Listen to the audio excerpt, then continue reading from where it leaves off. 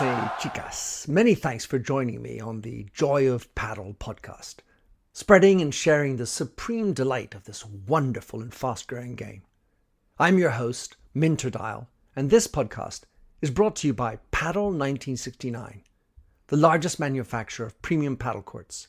One court for life by Padel 1969. The Joy of Padel is part of the Evergreen Podcast Network. For more information about this network, please go check out their site, evergreenpodcasts.com. So this is the second season for The Joy of Padel, and as with last season, we'll be running an episode once every fortnight. Please let us know what you think about the show by putting up a rating and a review. Hello and a very warm welcome to the 18th episode of the second season of the Joy of Padel podcast.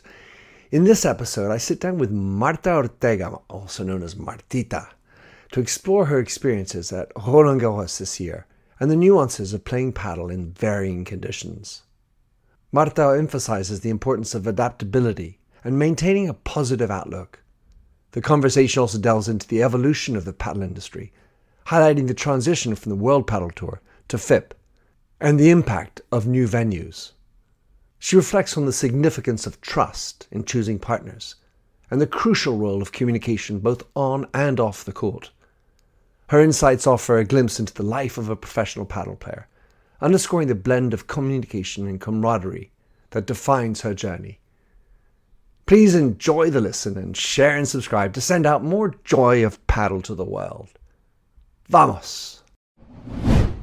So, Marta, thanks for coming on. What does it mean for you to play at Roland Garros paddle? Hello, how are you? It's a pleasure to be here with you. I think that Roland Garros, it's the first word that it comes to my mind is like incredible, because I think that literally, really, actually, it's an incredible feeling. I've watched it lots and lots of times, Nadal, Federer, every single tennis player, so it's amazing to think about that we are walking in the same corridors, we are going up the same stairs before they go into the court, the same lockers. I don't know, maybe my locker was from Garbiñe, Muguruza, no? You know, so it's amazing. Manuel Orantes. It's amazing and incredible. Beautiful. I'm hopefully I'll be seeing Rafa on Sunday, by the way. The conditions. You're used to playing in Spain, probably warmer conditions. How do the conditions here affect you? Being outdoor, not so hot, some rain? Yeah, I think that here the problem is that you should be really prepared mentally, because the tournament, it was supposed to be outdoor.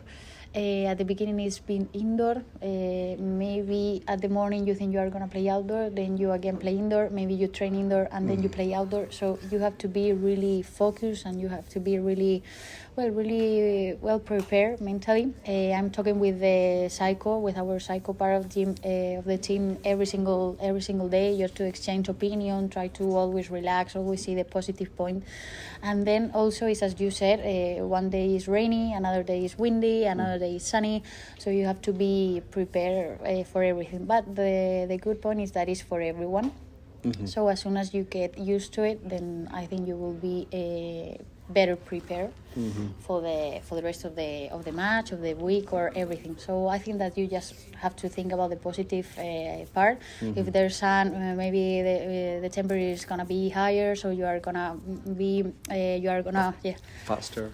You are going to be able to play faster. If it's windy, if you play better the lobs, then maybe you will probably get more the net than the other one. I don't know. We always try to look for the solution and try to not focus on the problem. Right. I love that attitude. When you have the courts like Valladolid, very fast. Yeah. Rotterdam was slower. And it's so curious because it was the same ball. Same ball. Yeah. But so different. Yeah. Which do you think is better for paddle as an industry or as professionals? As an industry, I think it's a medium part. I think we need a fast paddle and indoor because we play with more precision. The game is, I think it's more Well, I think you enjoy, and the viewers enjoy enjoy more when they watch a match indoor with a fast game. But I think it should be medium, not so slow as Rotterdam, not so fast as Valladolid. But it's really difficult because it's you have to pay attention at the altura, at the height, indoor. No, of the city. I mean, it's Oh, not the I same. see. Oh, the altitude. It's not the same. The altitude. It's not the same play in Madrid than play in Barcelona. Of course. It's not the same about if there's sea in the city or if it's city center. So it's really difficult. I think that the good part of our sport is like we don't have different superficies. As floors. Okay, we don't have different carpets, whatever. we don't have a different carpet, so we have different conditions. Maybe we have to try to enjoy these kind of situations. Get used to it. Yeah, get used to it. We've moved from World Padel Tour to FIP, the whole harmonization. How has that been for you? Always that someone gives me the opportunity to talk about World Padel Tour, I try to be grateful with them, because I think that if we are where we are now, it's obviously because of the players, but it's obviously because of the work and the time that everyone from World Padel Tour has spent with us. So I think that we have to be grateful with them. Obviously, there were too many things to improve, as there are some things now that we have to improve too. But I think that Premier has come with a lot of energy, with new people, new minds. That every single change, I think, is good in life, because they give you like a push. And they are looking for really historic venues. Look at Roland Garros, look at Foro Italico. When's Wimbledon? I think they are working a lot to spread the sport, to be worldwide, and I appreciate that. And also they hear us a lot. They try to hear a lot to the players. They try to look for solutions as soon as they can.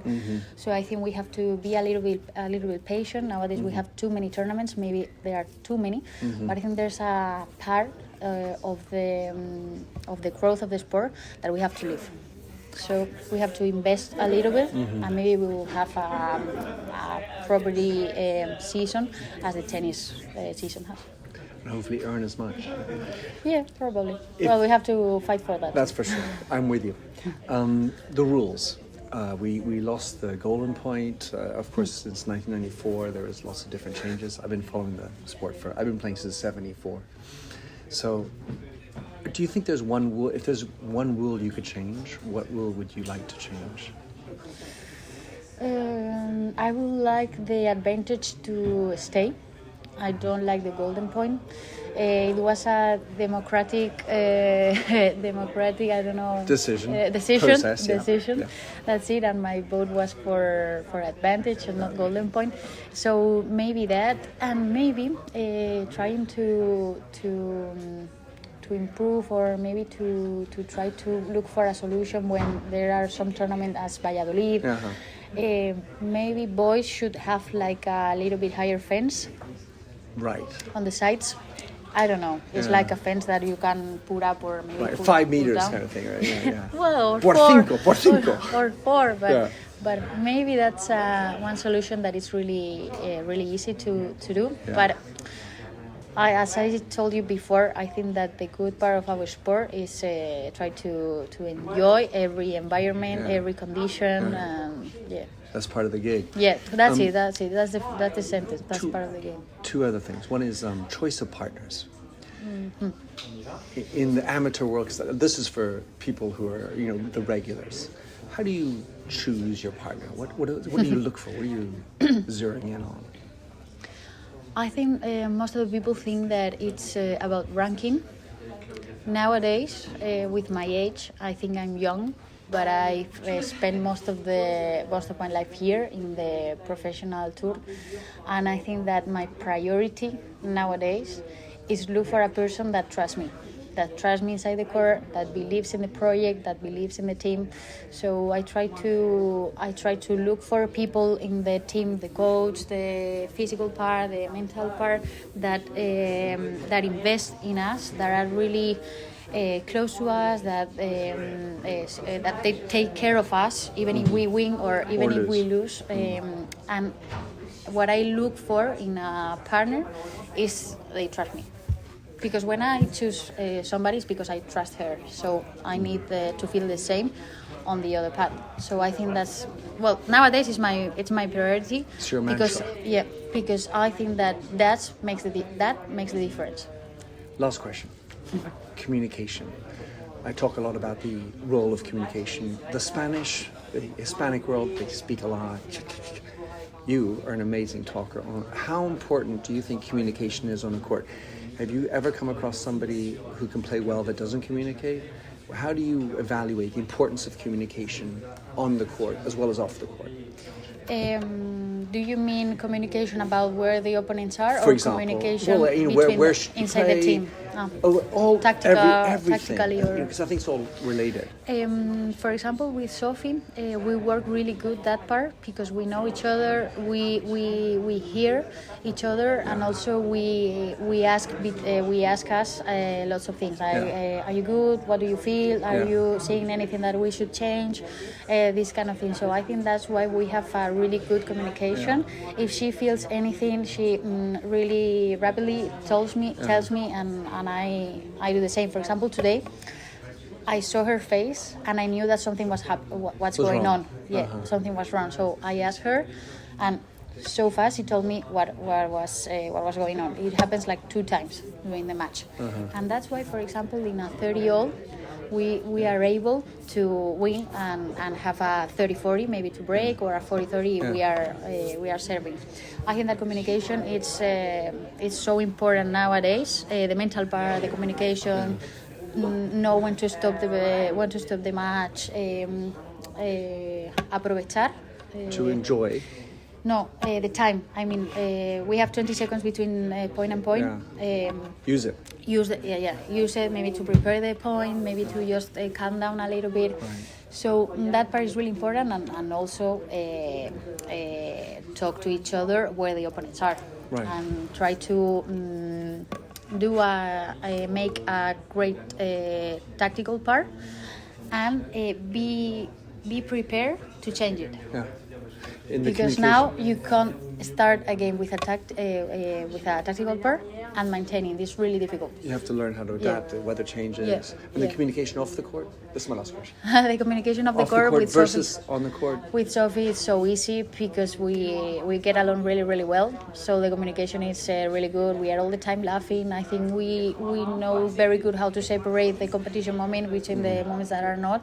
That's so important, and that's I think that gives us life, because we are traveling all around, and we are spending most of the weeks of the year traveling and competing. So it's really good to have.